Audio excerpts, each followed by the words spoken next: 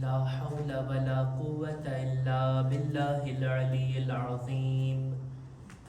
أعوذ بالله من الشيطان الرجيم.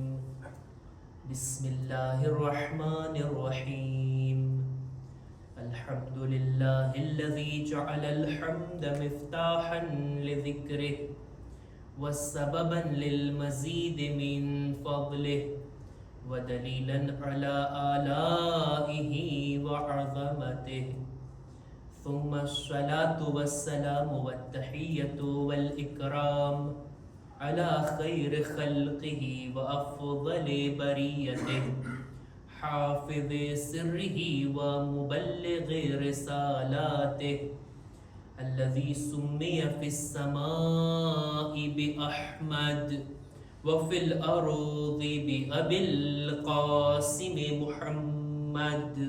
اللهم صل على محمد وآل محمد وعلى أهل بيته الطيبين الطاهرين المعصومين المظلومين ولعنة الله على أعدائهم أجمعين. أما بعد فقد قال إمامنا أبو عبد الله الحسين بن علي عليهما السلام: من حاول أمرا بمعصية الله فهو للأفوة لما يرجو وأسرع لمجيء ما يحذر. صلوات بر محمد وآل محمد. اللهم صل على محمد وآل محمد.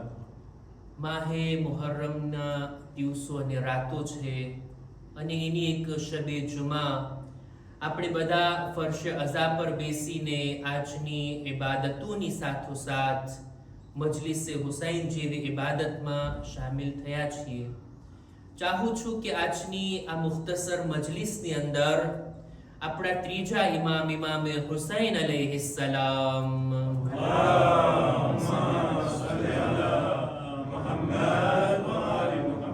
એમની એક હદીસને રજૂ કરો. હકીકતમાં આ ઇમામનો એક મેસેજ અને પૈગામ છે પોતાના તમામ અઝાદારો માટે. ઇમામે હુસૈનનો જ્યાં આપણે zikr કરીએ છીએ ત્યાં ઇમામની ફિક્રથી પણ આપણે આશના થઈએ ને. zikr હુસૈનની સાથોસાથ ઇમામે હુસૈન આપણને શું સંદેશો આપે છે. ઇમામની આ એક હદીસ કે જેનો અર્થ ઘણો જ ઊંડો છે. આપણે એના ઉપર જેટલું વિચાર કરીએ અને આપણા જીવનની અંદર ઘણા બધા એવા મોકા આવે કે જ્યાં ઇમામની આ હદીસને ધ્યાનમાં લેવાની જરૂર છે.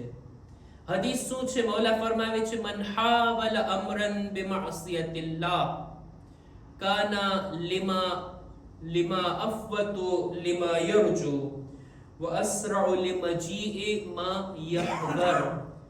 મતલબ એ થાય, આનો તર્જુમો કરવા પહેલા જરાક વાતને વાઝેહ કરવા માટે, ક્યારેક ઇન્સાનના ઈરાદા સારા હોય, નિયત સારી હોય, સારા કામો કરવાની ઈચ્છા હોય, મકસદ જે આપણે ધ્યાનમાં લીધું હોય બહુ સારો હોય, પણ એ મકસદ સુધી પહોંચવાનો જે રસ્તો છે ક્યારેક ઇન્સાન ગલત રસ્તાને અપનાવી લે છે.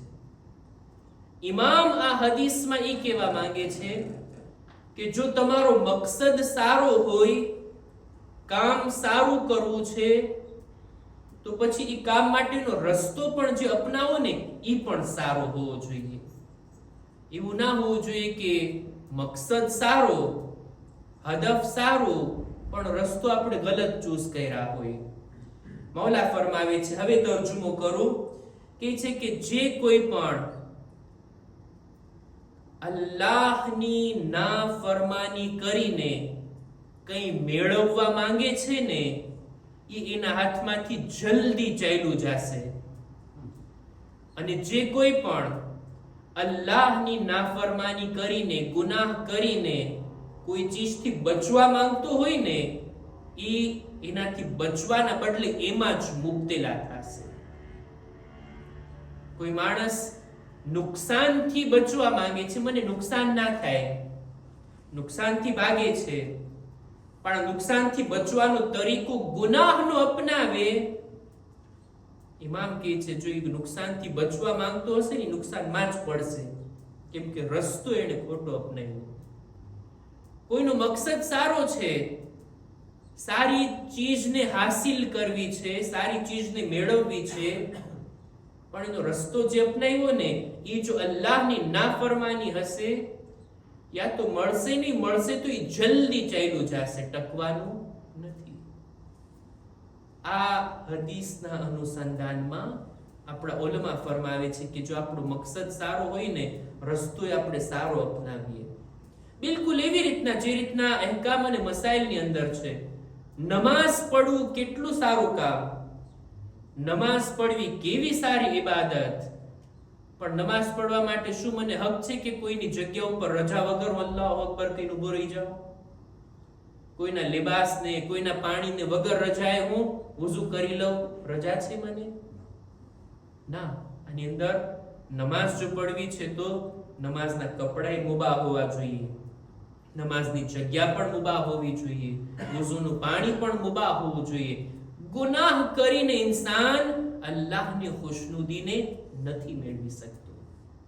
આ વાતને બહુ ધ્યાનમાં રાખવાની જરૂર છે. જનાબી યુસુફના ભાઈઓ, જનાબી યાકૂબના ફરઝંદો જ્યારે જુએ છે કે આપણે આટલા બધા ભાઈઓ છીએ, જનાબી યાકૂબના આટલા બધા દીકરાઓ છે, પણ જનાબી યાકૂબની નજરમાં મહેબૂબ તો ફક્ત એક જ છે, બીજા બધાનું એ મકામ નથી કે જે જનાબી યુસુફનું છે. એટલે આ લોકો વિચાર કરે છે કે આપણે શું કરીએ કે બાબાની નજરમાં આપણે મહેબૂબ બનીએ, બાપની તવજ્જો આપણા ઉપર થાય. પોતાના બાપની તવજ્જો પોતાના તરફ કરવી, એમની નજરમાં મહેબૂબ બનવું સારી વાત છે. દરેક ઔલાદની આ કોશિશ હોવી જોઈએ કે પોતાના ભાઈઓની અંદર એવી રીતના સારા કામોથી, સારા અખલાકથી એવા સારા બનીએ કે બાપની નજરમાં એની કદરો કિંમત થાય. આ લોકો જો ચાહતે ને તો ઘણા તરીકાઓ અપનાવી શકતે, પણ એ લોકોએ પોતાના બાબાની નજરમાં મહેબૂબ બનવા માટે જે રસ્તો અપનાવ્યા તે શું? જનાબે યુસુફને કૂવામાં નાખી દો, આપણે બની જાશો જનાબે યાકૂબની નજરમાં મહેબૂબ. આ તરીકો બરાબર હતો? એક નબીએ ખુદાને આ રીતના બાપથી જુદા કરીને પોતે ખુદાની બારગાહમાં, પોતે નબીએ ખુદાની બારગાહમાં મહેબૂબ બનવા ચાહતા હતા.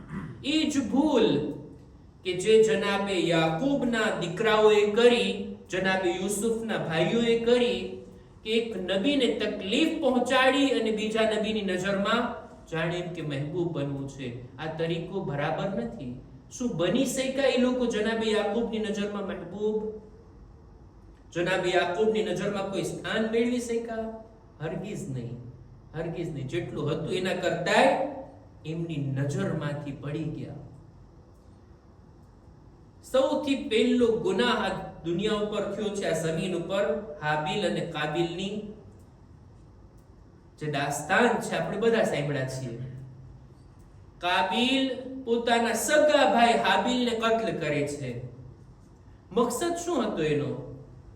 ખુદાએ એકની કુરબાની કબૂલ કરી હતી, બીજાની નહોતી કરી. ખુદા કોઈને કુરબાનીને કબૂલ કરે એના નિયતને જોઈને, એના દિલને જોઈને, એના તકવાને જોઈને પછી ખુદા કબૂલ કરે છે. આ હસદ કે જે એક ભાઈનું બીજા ભાઈ પ્રત્યે થયું, કાબીલની નજરમાં વાત આ હતી, હું હાબીલને કત્લ કરી નાખું, જેથી હવે તો એક જ કુરબાની હશે ને, ખુદા કબૂલ કરશે જ ને, શા માટે નહીં કરે? એટલે ભાઈને કત્લ કરીને પોતાની કુરબાની કબૂલ કરાવવી છે ખુદાની બારગાહમાં. શું આ વાત શક્ય છે કે ખુદાની નાફરમાની કરી અને સારા મકસદ સુધી પહોંચવું? ઇમામ એ જ કહેવા માંગે છે ને. આ બધા દાખલા હું તમારી સામે આપું છું, આ બધું આપણી જિંદગીમાં અપ્લાય કરવાની જરૂર છે. આવે છે એવા મોકા, નિયત તો સારી હોય, કામ તો સારું કરવું છે, પણ ક્યારેક ગુનાહનો રસ્તો અપનાવવો પડે ને ત્યારે ઇમામે હુસૈનની આ વાતને યાદ કરીએ કે જે ચીજને મેળવવા ચાહીએ છીએ પણ ખુદાની નાફરમાની કરીને એ ટકવાની નથી, એ બાકી નથી રહેવાની. અને એવી જ રીતના જેનાથી આપણે બચવા માંગીએ છીએ, જેનાથી આપણે પરહેજ કરીએ છીએ, ભાગીએ છીએ, શા માટે? ગુનાહથી બચી, ખુદાની નાફરમાની કરીને આ નુકસાનથી, આ ખોટથી આપણે બચવા માટે ભાગીએ છીએ, એની જ અંદર મુક્તેલા થઈ જશું. ઉમરે સાદને શહેરે રહીને હુકુમત જોઈતી હતી ને, ભાઈ લોકોની ખિદમત કરવા માટે, હુકુમતને મેળવવી ખિદમતે ખલ્ક માટે બુરી વાત નથી, પણ આ હુકુમતને મેળવવા માટે જો કરબલાથી પસાર થવું પડે, ઇમામને કત્લ કરવા પડે, પછી આ હુકુમત મળે, ના, ઈ બરાબર નથી. શું મળી એને હુકુમત? શું ઈ મકામ સુધી પહોંચી શકો? હરગિઝ નહીં. હતા એવા ઘણા લોકો દુનિયાની અંદર, એમની તમન્ના હતી કે ગુનાહના રસ્તેથી, આડે અવડે રસ્તેથી ખૂબ પૈસો જમા કરી લઈએ, પછી શું કરશું? ખૈરાત કરશું, નેક કામોમાં વાપરશું. ઈ હરામ માલ આવ્યા પછી નેકીની તૌફીક મળે છે? શું માણસ કામયાબ થઈ શકે છે સારા કામો કરી અને ખુદાથી વધારે નજદીક થઈ શકે? હરગિઝ નહીં, ના થઈ શકે. એ વાક્યો આપણે અવારનવાર સાંભળ્યા છે, મારે રિપીટ નથી કરવો. છઠ્ઠા ઇમામની સામે એક માણસ સખાવત માટે મશહૂર હતો કે લોકોની મદદ કરે છે. ઇમામે જ્યારે એની જ પોતાની નજરોથી એના કામોને જોયા કે માણસ કોઈ ઠેકાણેથી ચોરી કરી અને ગરીબોને આપે છે, ચોરીની રોટલી, ચોરીના ફળ ગરીબોને આપે છે. શું ચોરી કરીને આપણે લોકોની મદદ કરીને ખુદાને રાજી કરી શકશું? હરગિઝ નહીં, હરગિઝ નહીં. ઇમામ કહે છે માસિયતિલ્લાહ, અલ્લાહની નાફરમાનીના રસ્તાને અપનાવશો, મકસદ ગમે એટલો સારો હોય, એ મકસદ સુધી પહોંચવાના નથી. પહોંચશું તો ત્યાં બાકી નહીં રહેશું. રસ્તો પણ સારો, એ મકસદ પણ સારો હોવો જોઈએ. આ શબ્દ માસિયતુલ્લાહ યાદ રાખવાની જરૂર છે. અલ્લાહની નાફરમાની. માસિયત એટલે શું? એટલે ખુદા તે આ કરવાનું કીધું છે, હું નહીં કરું. ખુદાયા તે આનાથી બચવાનું કીધું છે, હું નહીં બચું, એ કામ હું પહેલા કરીશ. બંદો આમ બોલતો નથી પણ કરે છે. આવા શબ્દો કરવાની ગુસ્તાખી ખુદાની બારગાહમાં બંદો નથી કરતો, પણ એના અમલને જ્યારે આપણે જોઈએ તો દેખાય આવે માસિયત, અલ્લાહની નાફરમાની. હું એક હદીસ પઢું. અમીરુલ મુમિનીન હઝરત અલી ઇબ્ન અબી તાલિબ અલૈહિસ્સલામ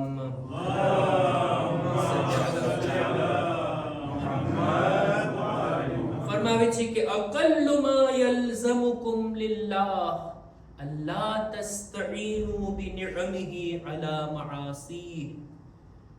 ઓછામાં ઓછો હક ખુદાનો તમારા ઉપર, ખુદાના પ્રત્યે તમારી ઓછામાં ઓછી જવાબદારી આ છે કે એની જ આપેલી નિગમતો વડે એની નાફરમાની ના કરો. એના જ આપેલા ખોરાક અને રિસ્ક વડે એની જ નાફરમાની ના કરવામાં આવે. આ ખુદાનો હક છે આપણા ઉપર. ખુદાની માસિયત, નાનો ગુનાહ હોય કે મોટો ગુનાહ હોય, જોવાનું એ છે કોની નાફરમાની કરી. મારો ખુદા મારાથી આ ચાહે છે, હું એ નથી કરતો. મારો ખુદા આ કરવાની મનાઈ કરે છે, હું એ કામ તરફ આગળ વધું છું. આ તો છે માસિયત, આ જ છે નાફરમાની. આ જ એક અબ્દની તરફથી પોતાના આકા, પોતાના માહબૂદની નાફરમાની. આપણા છઠ્ઠા ઇમામ ઇમામે જાફર સાદિક અલૈહિસ્સલામ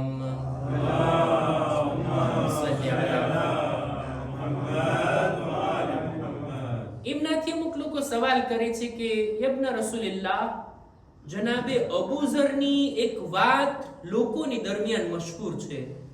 જનાબે અબુ ઝરનો એક કૌલ. શું કૌલ છે? કે જનાબે અબુ ઝર એમ કહેતા કે 3 બાબતો લોકોને પસંદ નથી પણ મને એ ગમે છે. કઈ કઈ 3 બાબતો? કે છે મોત, ગરીબી અને બીમારી. લોકોને આ ત્રણ ચીજો નાપસંદ છે. મોત કોઈને ગમે? ગરીબી અને ફકીરી, બીમારી ના. બધાને જીવતા રહેવું છે, બધાને માલદાર થવાની તમન્ના છે, બધાને તંદુરસ્તીની ખ્વાહિશ છે. અબૂઝર કહે છે મને આ ત્રણ વાતો ગમે છે. મૌલા, આ અબૂઝરની વાત બરાબર છે? બરાબર લાગે છે તમને? જનાબે અબૂઝર રસૂલુલ્લાહના જમાનામાં હતા. મૌલા અલીના ઇમામતના જમાનામાં તેમની વફાત થઈ રબઝાની અંદર. એમની વાતને છઠ્ઠા ઇમામ પાસે લોકો વેરીફાઈ કરાવે છે કે ભાઈ અબૂઝરની આ વાત બરાબર છે. અબૂઝર તો એ હતા ને, એના માટે મળે છે ને મિન્ના અહ્લલ બૈત. જનાબે અબૂઝર અહલે બૈતની એમને મારિફત હતી. એવી હદીસો રસૂલે ખુદાએ ફક્ત જનાબે અબૂઝર માટે બયાન કરી. બીજા કોઈને એવા લાયક નો જાણ્યા કે આવી ઇલ્મી વાતો બીજા કોઈને બયાન કરે. એવા હતા અબૂઝર કે મૌલા અલીની એમની સાથે ગુફ્તગુ. આપણા બીજા અને ત્રીજા ઇમામ જ્યારે રબઝા એમને મોકલી દેવામાં આવ્યા ત્યારે એમની સાથે વાતો ખરેખર ઊંડી વાતો છે કે એ બધી રે. હમણાં વાત એ છે કે જનાબે અબૂઝરની આ વાત છઠ્ઠા ઇમામના અસહાબ લાવે છે. એટલે છઠ્ઠા ઇમામ કહે છે ના, તમે સમજ્યા નહીં અબૂઝર શું કહેવા માંગે છે. અબૂઝરની વાતને હું તમને સમજાવું છું. છઠ્ઠા ઇમામ સમજાવે છે અબૂઝરના કહેવાનો મતલબ આ હતો. અબૂઝર જ્યારે કહેતા હતા મને મોત પસંદ છે, મુરાદ એ હતું કે જો અલ્લાહની ઇતાઅતમાં મોત આવતી હોય ને, ખુદાના હુકમનું પાલન કરવામાં મોત આવતી હોય ને, તો એ મોત પસંદ છે એ જિંદગી કરતા કે જે અલ્લાહની નાફરમાનીમાં હોય. મને જિંદગી મળે કે જે અલ્લાહની નાફરમાની કરવા માટે હોય, અને મોત મળતી હોય જે અલ્લાહના હુકમના પાલનમાં હોય. અબૂઝર મોતને પસંદ કરશે, નાફરમાની વાળી જિંદગીને નહીં. એવી જ રીતના ફક્ર અને ગરીબી, જો અલ્લાહના હુકમની તાબેદારી કરવામાં મને ફકીરીનો સામનો કરવો પડે તો અબૂઝરને એ ગવારા છે. પણ માલદાર બનીને અલ્લાહની માસિયત કરવું એ અબૂઝરને પસંદ નથી. અને એવી જ રીતના બીમારી, જો મને ખુદા બીમાર રાખે પણ હું અલ્લાહના હુકમની તાબેદારી કરું છું, અલ્લાહની ઇતાઅત કરું છું, ગુનાહથી બચું છું, તો એવી તંદુરસ્તી કરતા બહેતર છે કે જે તંદુરસ્તીને બંદો ખુદાની નાફરમાનીમાં ખર્ચ કરતો હોય. અબૂઝર આ કહેવા માંગે છે અલ્લાહની માસિયત, ખુદાની નાફરમાની કેટલી મોટી વાત કહેવાય.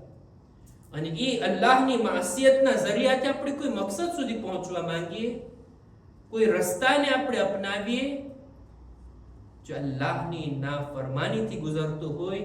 ઇમામનો આ પૈગામ પોતાના અઝાદારો માટે કે હરગિઝ એ ચીજ બાકી રહેવાની નથી. અને એને જો પામવા માંગતા હો, એનાથી જો બચવા માંગતા હો તો એમાં જ મુબ્તલા થઈ જશો. બસ અઝીઝો, હું મારી વાતને અહીંયા જ અટકાવું છું. જિંદગીમાં અનેક મોકા એવા આવી પડે, કામ તો સારું આપણે કરતા હોય પણ ગુનાહનો રસ્તો, ગુનાહથી પસાર થવાનું હોય. ગુનાહથી જો ઇન્સાન બચી ગયો, ઈ છે ખરો અઝાદાર, ઈ છે ખરો ઇમામના આ કૌલ ઉપર અમલ કરનાર. આ દિવસો ઈ છે કે જેની અંદર અહેલે હરમ કૂફામાં છે. ઝાલિમનો હુકમ હતો કે અહેલે હરમને બાઝારે કૂફાથી પસાર કરીને દરબારે કૂફામાં લાવવામાં આવે. બાઝારે કૂફા, શું શું મુસીબતો અહેલે હરમ ઉપર પસાર થઈ આ દિવસોની અંદર.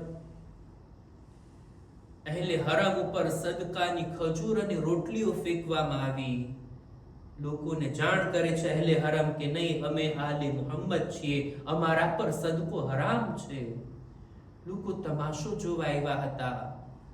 લોકોએ અહેલે હરમને એવી હાલતમાં જોયા કે જ્યારે બે રીદા બીબીઓ ઊંટની ઉપર બેસાડવામાં આવી હતી અને એમના હાથ ગરદન સાથે બંધાયેલા હતા.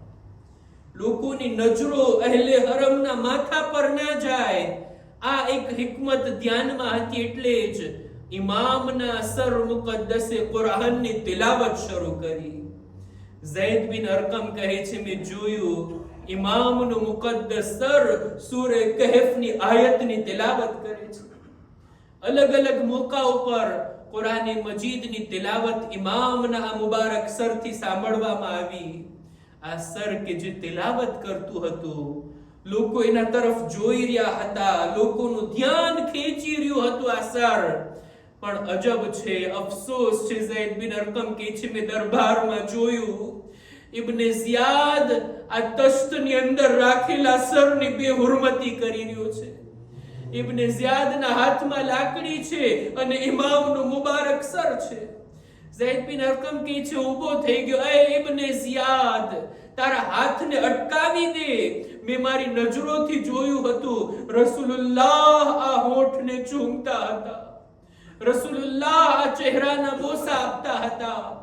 રસૂલે ખુદા એક દિવસ ઇમામે હુસૈનને પોતાના ઝાન ઉપર બેસાડી અને ખુદાની બારગાહમાં અર્ઝ કરે છે, ખુદાયા, મારી આ ઉમ્મતની સામે તું ગવાહ રહેજે, હું આ મારા નવાસાને તારા હુઝુરમાં તારી અમાનમાં સોંપું છું. રસૂલે ખુદાની આ અમાનત છે ઇમામે હુસૈન. એ ઇબ્ને ઝિયાદ, અલ્લાહની સામે તું રસૂલુલ્લાહની અમાનત સાથે આવી ખયાનત કરે છે, આવી બેહુરમતી કરે છે. હું અર્ઝ કરીશ, આ તો સહાબી હતા, એમનાથી ના જોવાનું ઇમામના સરની આ બેહુરમતી. કોઈ સૈયદ સજ્જાદના દિલથી પૂછે, દીકરો મોજૂદ હોય અને એના બાબાના સરની આવી બેહુરમતી કરવામાં આવે, પણ હાય ઇમામ શું કરે, હાથમાં હથકડી છે, પગમાં બેડી છે અને એવી રીતના અસીર કરીને અહેલે હરમની દરમિયાન ઉભા રાખવામાં આવ્યા કે લોકોની સામે એલાન થતું હતું, જો આ અલીઓ ફાતિમાની દીકરી ઝૈનબ ઉમ્મે કુલસુમ. અલા લઅનતુલ્લાહ અલલ કૌમિ ઝાલિમીન وَسَيَعْلَمُ الَّذِينَ ظَلَمُوا أَيَّ مُنْقَلَبٍ يَنْقَلِبُونَ إِنَّا لِلَّهِ وَإِنَّا إِلَيْهِ رَاجِعُونَ. मातम हुसैन या हुसैन.